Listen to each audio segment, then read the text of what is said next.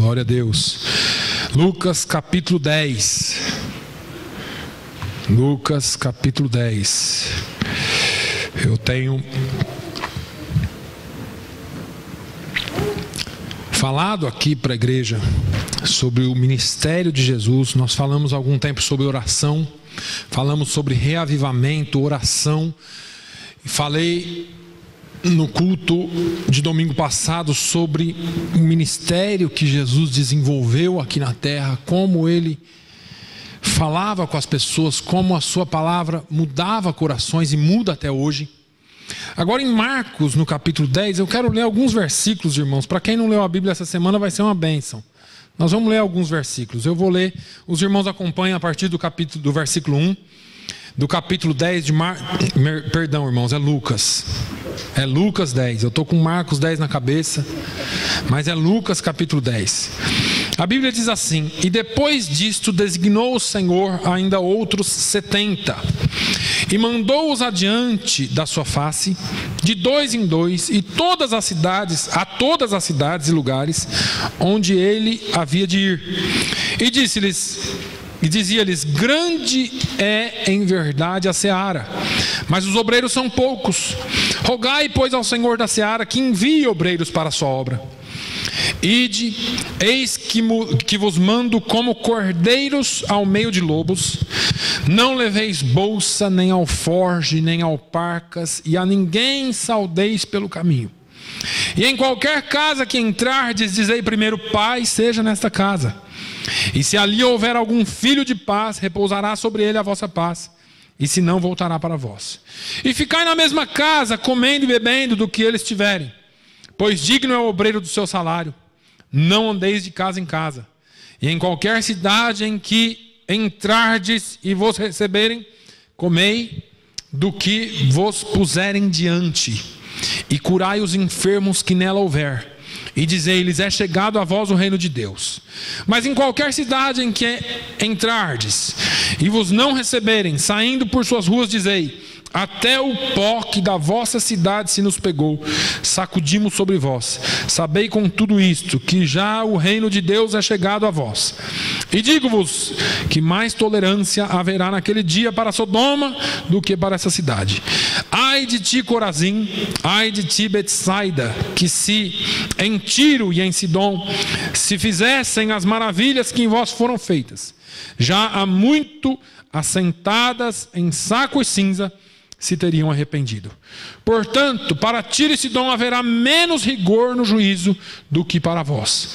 E tu, Cafarnaum, serás levantada até o céu? Até ao inferno serás abatida. Quem vos ouve a vós, a mim me ouve. E quem vos rejeita a vós, a mim me rejeita. E quem a mim me rejeita, rejeita aquele que me enviou.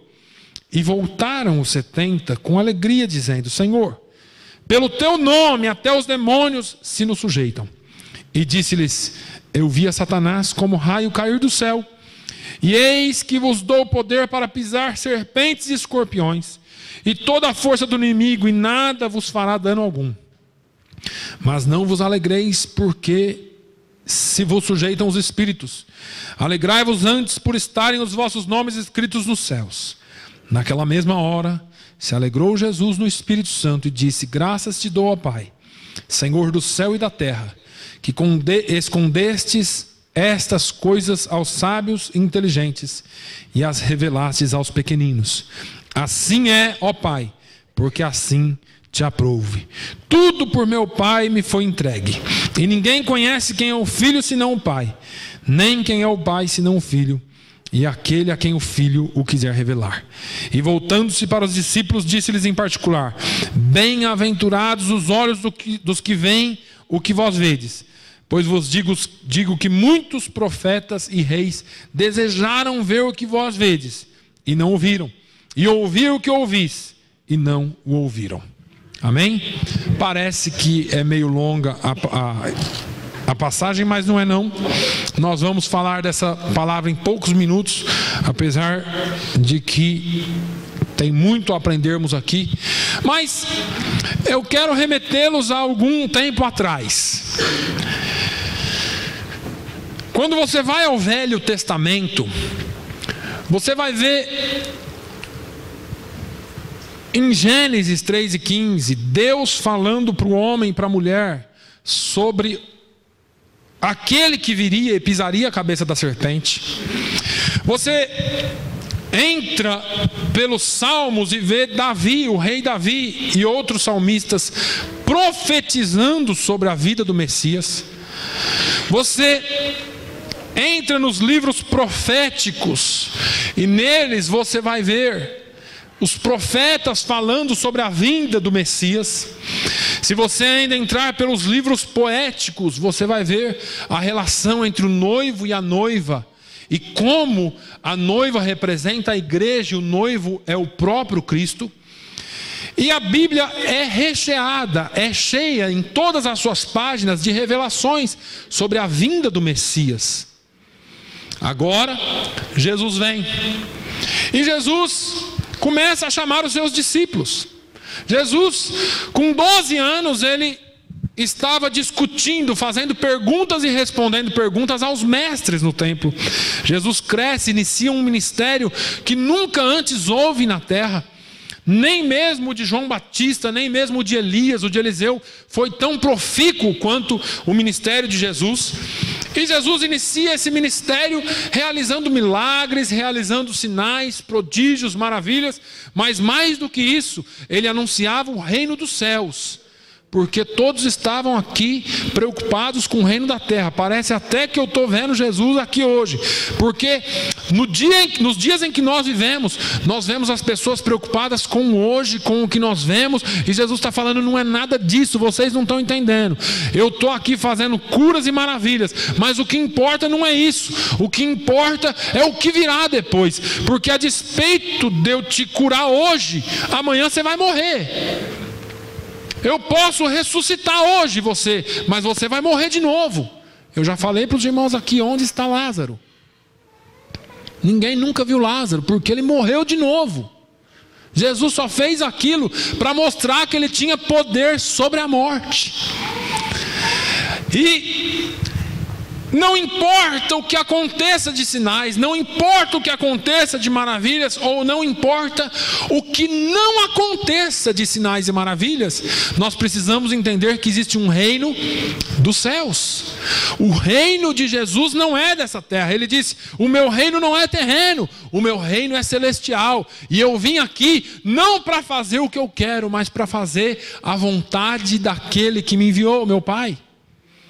E aí, com essa mensagem arrebatadora, Jesus começou a atrair pessoas. Ele atraiu alguns pescadores aqui, atraiu alguns coletores de impostos ali, e foi atraindo gente, um médico, talvez, alguém muito estudado, talvez, e foi atraindo com a sua palavra. E as pessoas começaram a aglomerar-se e seguir a Jesus. Aí nós vamos lá para Marcos 9, nós vamos encontrar discípulos de Jesus tendo um problema sério, porque um homem trouxe o seu filho endemoniado para que os discípulos orassem por ele, e os discípulos oraram, e expulsaram, e tentaram, e fizeram, e o menino lá endemoniado. E Jesus desce, vai chegando lá e vê aquela aglomeração, o que está acontecendo aí? E alguém fala assim, Jesus, mestre, eu trouxe o meu filho aqui, e meu filho tem um problema sério, mas os seus discípulos não puderam resolver. E aí, Jesus não esquenta a cabeça, esses homens não têm fé ainda suficiente, eles estão em treinamento. Vem aqui e resolve o problema, e cura o menino para sempre. Todo mundo ficou olhando espantado com aquilo. Os discípulos ficaram espantados. A Bíblia revela que quando eles entraram em casa, eu acho que eles não podiam esperar a hora de entrar em casa, pisaram dentro de casa, todos eles cercaram Jesus. Jesus, o senhor vai ter que falar para nós o que é que aconteceu. Por que nós não podemos expulsar o demônio? Jesus falou, vocês estão aprendendo ainda, mas existem algumas castas que só saem com jejum e oração. Mas não tem problema, vocês vão aprender. Vocês estão em treinamento, vem comigo. E Jesus foi se mostrando a eles. Jesus foi se revelando a eles. E nós chegamos aqui em Lucas 10. Jesus já tinha dado mostra do seu poder, mostra da sua onipotência, mostra de que ele era Deus. E aí ele chama 70 discípulos. Se vem aqui de 2 em 2, nós vamos ter 35 pares aqui. Fala, Jesus, presta atenção, vocês estão sentados aqui na minha frente. Estou fazendo uma alusão, não tinha igreja, mas vamos supor que eles estivessem sentados no chão. Jesus falou, eu vou enviar vocês. Enviar, o que é isso? Vocês vão ser missionários. Missionários, missionários. Vocês vão sair aí pelos caminhos. Vocês vão fazer aquilo que eu faço. Sério? Sério. Vocês vão nas cidades onde nós vamos passar. Vocês vão entrar nas casas. Deixa eu falar uma coisa para vocês. Não parem no caminho para falar com ninguém. Será que essa palavra está por acaso aqui? Irmãos, nós estamos no caminho da vida. O problema hoje da igreja é que ela se tornou distraída demais. Nós saímos ou viemos aqui para dentro, recebemos o treinamento que Jesus nos dá. Você vem aqui domingo, ouve a palavra e fala, quem dera que voltasse a acontecer tudo isso de novo. E o seu coração sai inflamado daqui de dentro, porque você quer ver de novo os milagres de Jesus, você quer ver de novo salvação de almas, mas você sai daqui e na primeira esquina você se distrai com alguma coisa. Com o que, pastor? Com as coisas desse mundo. Jesus disse, não andeis solícitos com as coisas desse mundo, com nada. Ai meu Deus, o que vai ser de amanhã? Eu perdi o emprego. E nós nos distraímos. Não estou dizendo que você não tem que ter preocupação.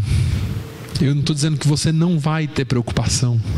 Eu estou dizendo que as preocupações não podem ser maiores do que o seu Deus. Você serve a um Deus que é grande. A Bíblia diz que do Senhor é a terra e toda a sua plenitude. A palavra de Deus diz que Ele é dono de todas as riquezas. E muitas vezes nós andamos preocupados com as coisas. Distraímos fácil com o que está acontecendo lá na África. Pastor, o mundo está globalizado, eu sei. E eu não estou dizendo que você não possa orar, mas você ficar preocupado não vai adiantar nada. O máximo que você pode fazer é orar por algumas coisas que acontecem em redor do mundo. A Coreia vai atacar. E daí? O que você pode fazer a não ser orar? Porque esse negócio não depende de mim e de você. É uma questão política. E nós temos a obrigação de orar pelos nossos governantes. A igreja falha porque não ora pelos nossos governantes. Ele é um incrédulo, não interessa. A Bíblia diz que toda autoridade é instituída por Deus. E são ministros de Deus para punir o ruim e para trazer benefício para os bons. Ele está fazendo tudo ao contrário, o problema é dele. Eu continuo orando por ele e sei que um dia ele vai sentar diante de Deus. Ele vai se postar diante de Deus e Deus vai julgá-lo. Mas nós temos que orar por eles. Isso não é um problema meu. Se vai atacar, se vai ter guerra, se não vai, isso tudo está aqui na Bíblia. Jesus já tinha falado isso. Agora, nós andamos pelo caminho e muitas vezes nos distraímos. Jesus está falando para os seus discípulos, vocês não parem no caminho para falar com ninguém. Não ouve coisas de fora. Você recebeu aqui, não fica ouvindo interferência externa, irmãos. Sabe aquela interferência assim, você fala assim, você cutuca o seu irmão e fala assim, nós precisamos visitar a Mariazinha. Que rapaz, não perca tempo com aquilo não. Aquela mulher não tem mais jeito não. Mariazinha o quê? Irmãos, são esses aí que precisam de nós. Quando alguém diz assim, o que é isso? Aquilo ali não tem mais jeito. Talvez você não estivesse aqui porque alguém olhou para você e falou que você não tinha mais jeito também. Mas alguém insistiu em você, e esse alguém foi Deus. Porque Deus insiste em te salvar. Deus continua insistindo em te buscar. Deus continua insistindo e apostando em você, porque Ele sabe do sacrifício que Ele fez na cruz do Calvário por você. Aí Ele manda você entrar nas casas. Ele fala para os discípulos: olha, entra nas casas, dê a paz. Se tiver lá alguém de paz, vai receber a sua paz, que a sua paz repouse sobre ele. É interessante que eu nunca vi Jesus falando de religião aqui. Manuel, você vai sair, você vai pregar. Só que é o seguinte: você só entra na casa de crente ou de cristão. Você não vai nada atrás de outras religiões não, viu? Você não vai atrás de muçulmano, nem de budista. Esse povo aí está tudo perdido. Você entra na casa dos cristãos. Não tem lógica. Não tem lógica. Jesus falou que o médico vem para o doente, não vem para o são. Que o médico vem para aquele que precisa de cura. E isso me faz pensar uma outra coisa. Se o médico veio para quem precisa de cura, eu e você somos quem precisa de cura, porque nós estamos aqui. E as pessoas entram nas igrejas pensando que vai encontrar tudo muito perfeito e santo. E naquela igreja eu não fico, porque ali está tudo errado. Só que é o seguinte: a igreja é o lugar que Jesus usa para curar as pessoas.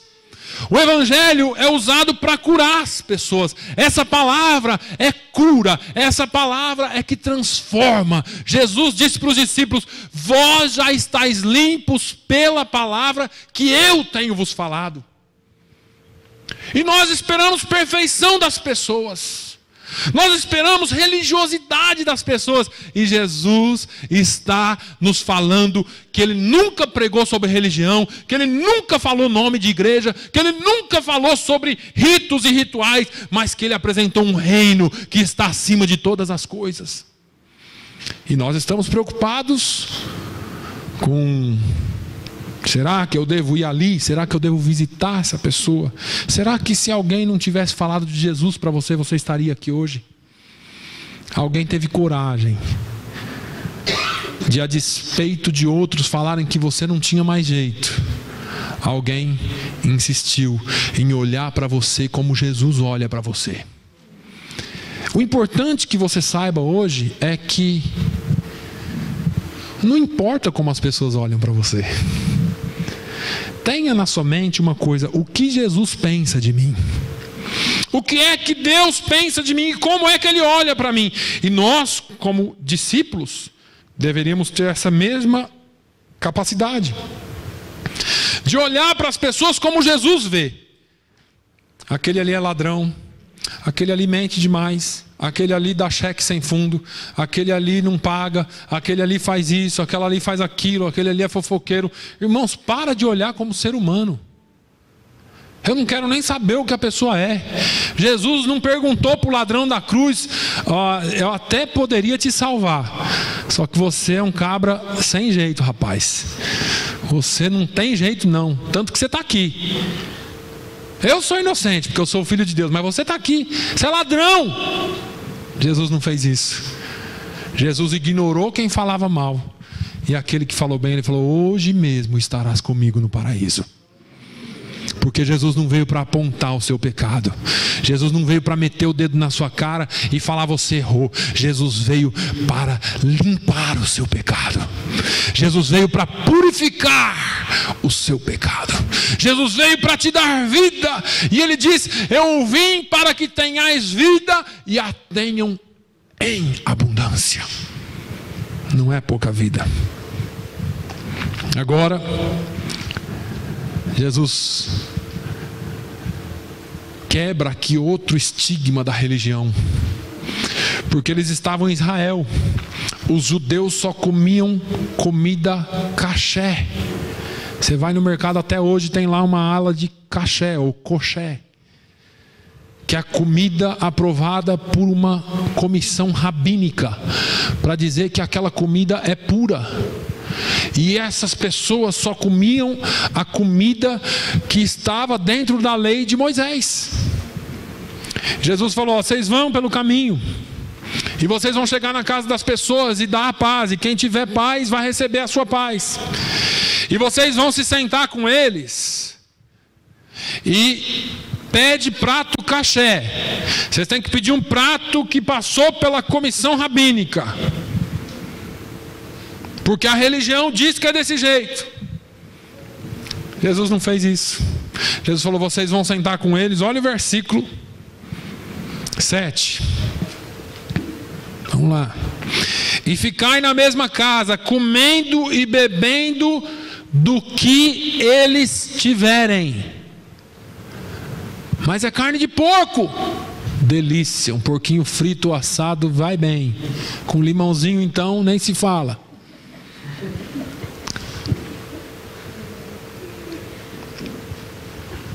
O problema é que nós complicamos as coisas. Ah, pastor, eu vou lá na casa daquele ímpio lá, ele vai me servir. Eu não sei, tem uns negócios lá que eu nem sei o nome. É chouriço, morcela. Tem uns negócios lá. Eu não estou falando para você errar conscientemente, mas eu estou falando para você que você precisa quebrar estigmas. Você precisa quebrar leis. Eu não estou falando para você ser um anti-lei. Eu estou falando que a graça de Jesus é suficiente para nós. Jesus nos ensinou. Paulo falou assim: olha, eu me tornei todas as coisas para ganhar a muitos. Que história que é essa? Paulo, quando ele estava no meio dos judeus, era só judeu. Ele colocava a sua indumentária judaica e se apresentava como um judeu, porque ele era. Aí ele saía, ia para o meio dos que não eram judeus. Chegava lá no meio dos gregos, ele colocava a sua roupa grega e ia lá para o meio dos gregos. Ele disse: eu me tornei tudo para ganhar a muitos. Se eu tivesse que ser brasileiro, se eu tivesse que ser português, eu ia me vestir como um português, como um brasileiro, como um americano, mas eu ia ganhar muitos. Ele está dizendo assim: olha, mesmo que você tenha que se adaptar à cultura de alguém, aos costumes de alguém, mas fale desse evangelho. Jesus está ensinando que o importante não é o exterior, mas é o que está aqui dentro. E não importa como fale do evangelho de Cristo. Ele enviou esses 70 aqui, irmãos, com uma missão específica. Vocês vão e vocês vão abrir umas igrejas por aí, e nós vamos ficar ricos. Vocês trazem todo o dinheiro aqui para mim. Foi isso que ele falou? Jesus deu uma missão específica para eles. Jesus falou: olha, aquilo que vocês estão vendo eu fazer aqui, vocês vão fazer lá. Curai os enfermos que nela houver, e dizei-lhes: é chegado a vós o reino de Deus. Jesus atestou os milagres terrenos, os milagres que teriam algum efeito só aqui na terra, porque nem todo mundo que foi curado foi salvo. Então eu entendo que o milagre terreno não é o mais importante, porque se você for curado, ele é Deus. Se você não for curado, ele continua sendo Deus, você querendo ou não. É a sabedoria dele. Mas Jesus atestou esses milagres e falou: vocês vão e cure os enfermos, faça a obra que eu tenho feito, repreenda os demônios, faz a obra. Agora, o mais importante: anuncie o reino de Deus. O reino de Deus vos é chegado. Vamos correr um pouquinho mais. E para quem não receber a nossa palavra, Senhor? Não, espanca, eles vão ter que aceitar. Nada disso. Ignora eles. Bate o pé, tira o pó do corpo para não levar coisa ruim para casa e continua o caminho. Alguém vai ouvir vocês. Alguém vai ouvir. Quando Jesus falou que nós somos sal da terra e luz do mundo, Deixa eu ver quantas luzes nós temos aqui. 2, 4, 6, 8. Um monte de luzinha aqui. Mas você não precisa dessa sala cheia de luz, do chão até o teto, para iluminar, certo? Se você tiver a sala todinha escura e acender uma luz só aqui, vai iluminar. Correto? Quando você vai temperar uma carne, você pega 1 quilo de bife e coloca 2 de sal, 2 quilos de sal? Não. Sabe o que eu entendo aqui? Talvez nós vamos ser a minoria. Nós seremos a minoria no meio da multidão. Mas essa minoria é suficiente para fazer a diferença. É suficiente para trazer gosto, para trazer luz. O problema é que nós não entendemos isso. As igrejas hoje estão atrás de quantidade. Vamos juntar e criar um monte de crente. Mas não precisa ser discípulo. Sendo crente, vindo na igreja, dizimando e ofertando, tá bom demais. Nós temos projetos para todos vocês aqui. Tem até uma cantina, um restaurante, para depois que acabar o culto, você já gasta o dinheiro aqui mesmo. Mentira. As igrejas fazem isso, muitas fazem. Só que não é assim que funciona. Porque o que importa não é a quantidade, mas a qualidade. Esses 70 discípulos fizeram mais do que uma multidão toda fazia em João 6. Porque a multidão toda em João 6 estava atrás de milagre e pão. Esses 70 aqui saíram e Jesus falou: olha, não leve riqueza nenhuma, não se apegue a nada desse mundo, fique livre de tudo isso do mundo, vai e pregue o evangelho, faça o que eu chamei vocês para fazer. Eu vou correr um pouquinho. Os discípulos voltaram, esses 70 foram e voltaram. Eles voltaram como? Ah, Jesus, está difícil. Eu falei com o Joaquim, ele não quis me ouvir. Eu falei com a Mariazinha, ela não quis me ouvir. Eu falei com o fulano, ele não quis ouvir. Eita, povo difícil. Não, eles voltaram regozijando. E eles voltaram dizendo assim: olha, Senhor, pelo teu nome até os demônios se nos sujeitam. Nós descobrimos uma coisa, Jesus, o quê? Não tem para ninguém. O nome de Jesus é poderoso e acabou. Não tem nada que pode substituir ou ser maior do que o seu nome. Jesus, no seu nome a gente faz proeza. Jesus falou assim: vocês estão felizes? Estamos! Pense num povo feliz. Vocês têm que se alegrar mais ainda. É verdade, por quê? Porque o nome de vocês está escrito nos céus. Eu entendo duas coisas aqui. Não importa fazer milagres, porque o diabo também faz. Ah, eu vou naquela igreja ali porque aquela igreja ali é uma bênção. Pisou lá, alguma coisa acontece. Amém. Não estou falando contra igreja nenhuma. Eu só estou te dizendo que o mais importante do que acontecer milagres é ter o nome escrito no livro da vida. Mais importante do que qualquer mostra exterior de poder é ter o próprio Deus dentro de você, porque você é templo do Espírito Santo. Eu entendo que Jesus queria que eles entendessem que Ele queria sim vê-los fazendo milagres para atrair pessoas. Mas os milagres não eram importantes, porque eu já preguei aqui que Jesus não veio para curar ninguém. Pastor, Ele curou tanta gente, mas Ele não veio para isso. Jesus não veio para fazer ninguém próspero, mas ele falou tanto de dinheiro no Mateus, Marcos, Lucas, João, mas não era o principal ministério dele. Mas Ele ressuscitou, mas também não era parte do ministério dele. E o que era então? Jesus veio para salvar. Ele não morreu na cruz, porque na cruz Ele disse: olha, com a minha morte eu vou dar poder para vocês fazer de tudo. Não, Ele morreu na cruz e disse: agora existe um intercessor entre Deus e o homem, Jesus Cristo homem. Quando Jesus morreu na cruz, que Ele derramou seu sangue, não foi para que eu e você ficássemos mais poderosos, mas é para que através do poder do sangue dele vertido, eu e você alcançássemos a vida eterna.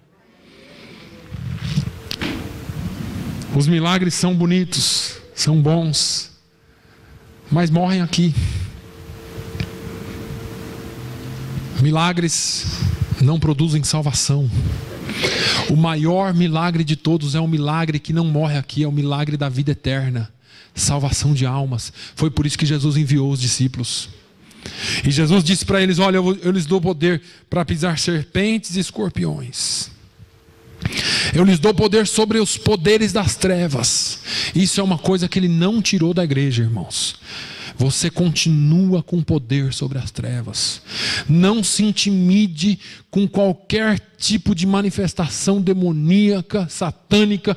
Você é portador do Espírito Santo, e onde o Espírito Santo chega, demônio algum tem que sair. Qualquer tipo de demônio tem que sair. Você fala: pastor, a gente quase não vê mais isso aqui. Tem alguma coisa errada. Eu não estou dizendo que a igreja tem que virar um show, não. Eu estou dizendo para você que você é agente de libertação de Deus. Você tem que trazer vida para as pessoas. Você tem que trazer o Evangelho, porque é Ele que produz vida. Para encerrar, eu quero que você saiba que você é especial. E você pode dizer assim: pastor, eu estou com a vida tão problemática, eu tenho tantas dúvidas, eu tenho tantas incertezas. Jesus fala aqui que você é especial. Ele diz: olha, muitos profetas, muitos reis desejaram profundamente ouvir isso que vocês estão ouvindo. Muitos quiseram presenciar isso que vocês estão presenciando, mas eles não puderam. Vocês podem. Eu imagino Davi, que esperava o Messias. Eu imagino os profetas, talvez Isaías, que teve visão do Messias. Eu imagino Abacuque dizendo: até quando nós clamaremos e o Senhor não responderá? Aviva, Senhor, a tua obra, e no meio dos anos aviva o teu povo. Jesus está falando para eles: olha, esse povo todo clamou tanto por um reavivamento, eles esperaram tanto a minha vinda, agora eu vim e ensinei tudo isso para vocês. Eu e você somos a geração que Deus escolheu para espalhar as boas obras de Jesus pela terra. Nós somos especiais, sim, porque Jesus nos chamou, porque Jesus nos capacitou para fazermos as suas boas obras. Não se intimide. Todas as vezes que vier na sua mente: ah, mas eu sou tão fraquinho, mas eu sou templo do Espírito Santo. Ah, mas eu estou tão cansado, mas eu sou templo do Espírito Santo. Ah, mas o diabo está me tentando, mas eu sou templo do Espírito Santo. E Ele habita em nós. Ele habita em nós. Todos aqueles que receberam a Jesus, foi-lhes dado o poder de serem chamados filhos de Deus. Feche os seus olhos. Pai, eu te louvo. Eu engrandeço o teu nome nessa manhã. Engrandeço porque o Senhor é fiel. Engrandeço porque não há outro como tu. Meu Deus, eu quero te pedir nesta hora que o Senhor esteja nos capacitando cada vez mais, enchendo-nos cada vez mais, nos dando, Senhor, da tua palavra cada vez mais, do teu conhecimento cada vez mais, e nós possamos, como esses 70, fazermos a tua obra. Meu Deus, muitas vezes nós ficamos distraídos com as coisas do mundo, e muitas vezes nós nos distraímos com as coisas da igreja, porque tem o culto tal para fazer, tem a reunião tal para fazer. Mas, Senhor, como é bom quando nós podemos sair a campo e ganhar almas para Ti, apresentar o Teu Evangelho, apresentar que só o Senhor é vida. Não importa se vão receber ou se não vão receber, Senhor, nós queremos fazer a Tua obra como esses 70 foram comissionados. O Senhor nos comissionou no final, mandando-nos ir fazer discípulos de todas as nações. Senhor, nós estamos aqui fazendo discípulos de todas as nações. Não temos aqui uma raça preferida, não temos aqui uma língua preferida. Nós estamos aqui para anunciar o Teu Evangelho, não importa quem seja. Pai, dê-nos uma semana abençoada, ensina-nos a andar em Teus caminhos. Pai, toca no coração daqueles que estão indecisos, toca no coração daqueles que estão indefinidos com alguma coisa, que o Senhor possa trazer paz. Ensina-nos a nos humilharmos debaixo da Tua potente mão, e a seu tempo o Senhor nos exaltará. No nome de Jesus eu te peço e agradeço. Que o amor de Deus, a graça do nosso Senhor e Salvador Jesus Cristo, a paz e a consolação do Espírito Santo seja com cada um hoje e sempre. Todos digam amém.